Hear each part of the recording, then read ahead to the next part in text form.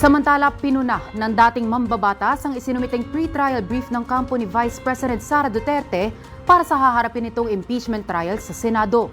Binigyan diin niya na ngayong plansyado na ang liderato sa upper chamber ng Kongreso, wala ng dahilan para hindi umusad ang paglilitis. Narito ang detalye. Tinimbang ngunit kulang.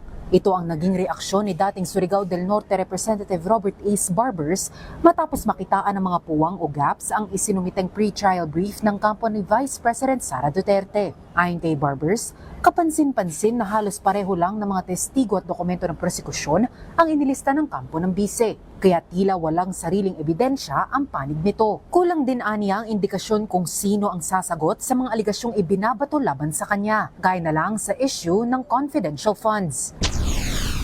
Matapos malutas ang usapin sa pamumuno sa Senado, binati rin ni Barbers ang bagong halal na Senate President na si Senator Sherwin Gatchalian at ang mga miyembro ng mataas na kapulungan. Git ni Barbers, ngayong ayos na ang liderato sa Senado, wala nang dapat humadlang sa pananagutan. Tungkulin aniya ng Senado bilang isang impeachment court na pakinggan at suriin ang mga ebidensya, sundin ang konstitusyon at maghatid ng patas at walang kinikilingang impeachment process. Samantala, muling ipinaliwanag ni Barbers na ang ginanap na pre-trial conference ay hindi pa ang mismong paghahatol kung may sala o inosente ang inirereklamo. Hakbang lang aniya ito upang plansyahin ang mga issue, testigo at mga tuntunin bago ang aktwal na paglilitis. Ito ay para masiguro ang mabilis, maayos at patas na takbo ng kaso. Sa pamamagitan din nito, mas magkakaroon ng malinaw na ideya ang publiko kung anong mga ebidensya ang ihaharap ng magkabilang panig.